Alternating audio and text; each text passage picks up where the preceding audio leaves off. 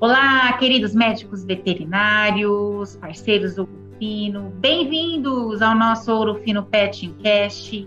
Para quem não me conhece, eu sou Juliana Trigo, médica veterinária da Ouro Fino Pet. Neste mês, nós estamos com a série Sinomose Canina, relacionado ao tratamento inovador com células-tronco. Tá super interessante, pessoal. O programa passado foi demais. Esse vai ser excelente, eu tenho certeza que os próximos também. Quem está conversando conosco é a professora Michele Barros, que ela tem graduação em Medicina Veterinária pela Universidade da Fundação de Ensino Otávio Bastos, FEOB, residência e pós-graduação Lato Sensu na área de Clínica Médica de Pequenos Animais pela mesma instituição, mestrado pela Faculdade de Medicina Veterinária e Zootecnia da Universidade de São Paulo, a USP, com pesquisa voltada para células-tronco, foco em renal, doutorado na Universidade Federal de São Paulo, pela Escola Paulista de Medicina e Células-tronco, foco em neurologia. Hoje, a Michele é professora titular de Semiologia e Clínica Médica de Pequenos Animais do curso de Medicina Veterinária da Pontífica Universidade Católica de Campinas, que é a PUC. Também diretora clínica da International Association Cellular Regenerative Veterinary. Mais uma vez, seja bem-vinda ao nosso podcast. Oi, Ju, obrigada, querida, delícia estar aqui de novo com você, com esse tema que é tão interessante e podendo dividir o conhecimento aí com os colegas, né, principalmente porque a gente está falando de uma doença é uma doença de alta incidência, como eu falo sempre, é uma doença muito debilitante, né? E é muito legal que a gente possa levar alternativas, né, para os colegas aí. Muito bom. Com certeza. No programa anterior, pessoal, nós falamos mais sobre células-tronco, ou seja, nós não demos ainda introdução diretamente na sinomose canina versus o tratamento com células-tronco, mas fiquem ligados, porque esse assunto vai rolar, ok? E hoje eu quero falar um pouquinho também sobre outras doenças que são tratadas com as células-tronco em medicina veterinária. Então, quais seriam essas doenças, além da sinomose canina, que depois a gente vai detalhar um pouco mais sobre o tratamento dela? Oi, Ju, então, as células-tronco mesenquimais, elas acabam trazendo para a gente uma vasta aplicabilidade terapêutica justamente pelas suas funções, né?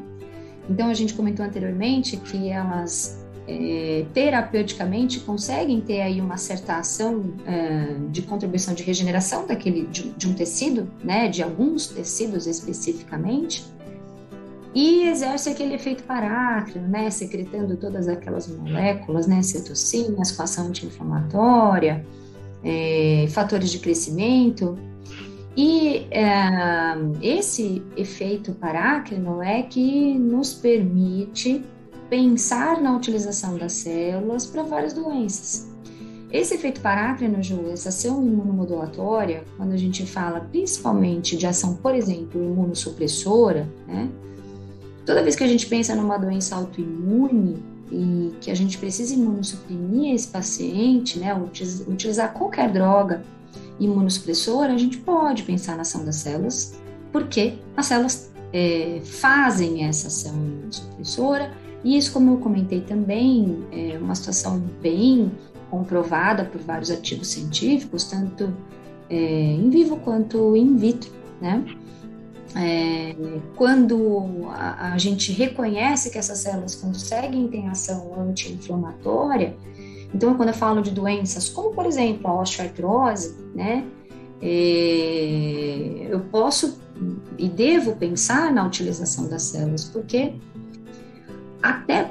dois motivos, na verdade, né? Falando da ação anti-inflamatória em específico, essas células têm um efeito prolongado, né? Então, a gente vê pacientes que fazem a utilização das células na aplicação intraarticular, né, nos casos de osteoartrose, que estão há mais de ano. Então, eu tenho paciente há 2 anos, 3 anos, pós-terapia celular, bem clinicamente, né? Então, que é isso que a gente busca, é a qualidade de vida do animal. Isso é maravilhoso. Isso é excelente, né, mesmo? Muito bom, maravilhoso.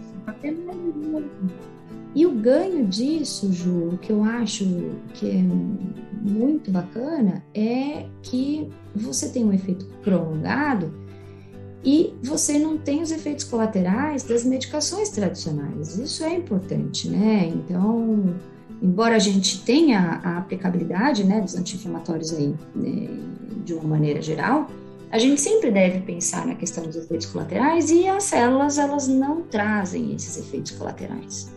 A longo prazo, quando a gente usa o anti-inflamatório a curto prazo é uma coisa, agora doenças crônicas, degenerativas, né? Então, doenças que a gente precisa fazer um controle inflamatório de forma crônica, a gente acaba tendo um prejuízo dessas drogas. Então, a utilização das células, elas são bem... se sobressaem, né? São importantes. E ainda falando, por exemplo, da osteoartrose, não existe só a ação anti-inflamatória. Então, naqueles tecidos que eu falei que as células conseguem se diferenciar, né, elas conseguem fazer uma diferenciação em condroblasto. Então, existe uma ação, uma contribuição de regeneração dessa cartilagem articular. É óbvio que, né, o processo inicial, quase que, na grande maioria das vezes, quando a gente fala de processo de osteoartrose, a gente está falando de situações de instabilidade articular, de processos primários e que fizeram com que esses pacientes desenvolvessem quadros de osteoartrose. Então, é claro que a gente está trazendo qualidade de vida, né?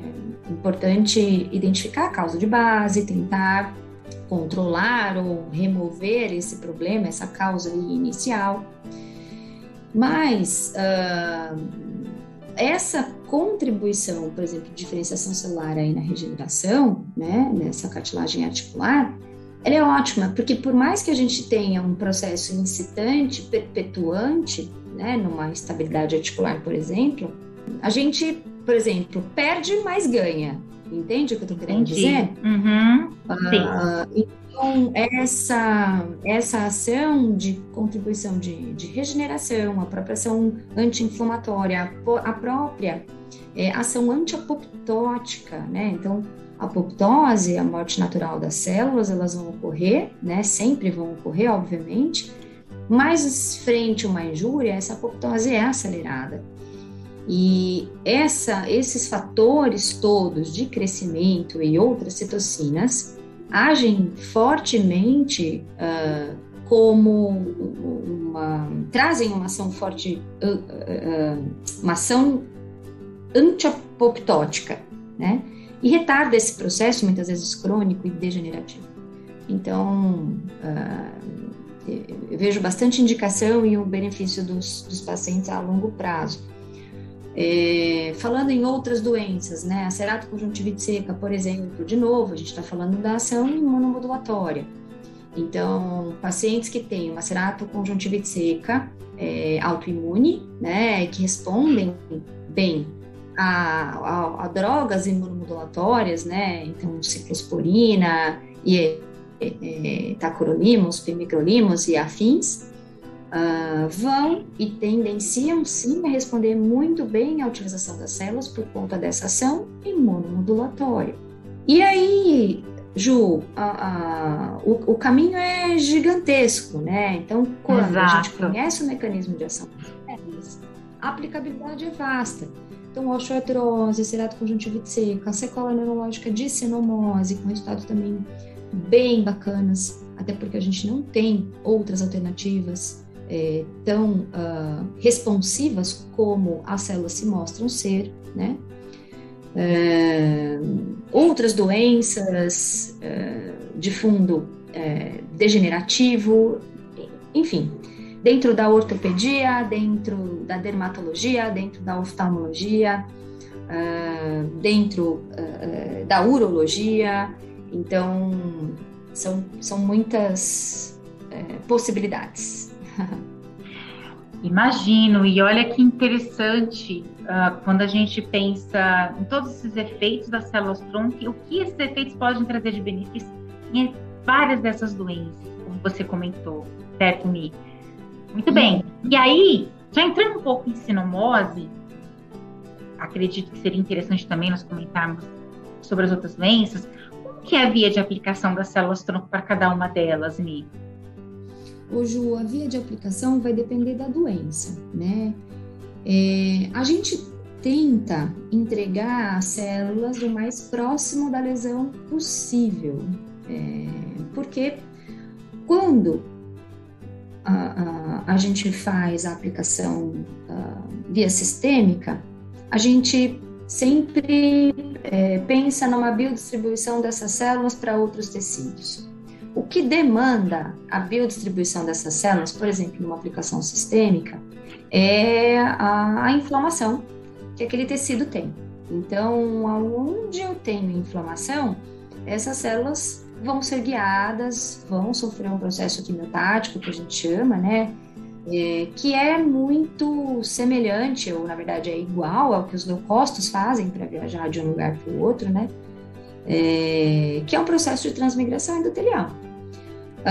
E se eu for optar por uma aplicação intravenosa, se eu for optar por uma aplicação, uma outra via de aplicação, quem vai determinar isso para mim é a doença. Então, exemplo, trato conjuntivite seco a gente faz nas glândulas lacrimais, a osteoartrose a gente faz nas articulações. Para doenças sistêmicas, a gente opta pela via intravenosa e assim segue. E no caso, para a sinomose, seria então pela via intravenosa? Isso, pela via intravenosa.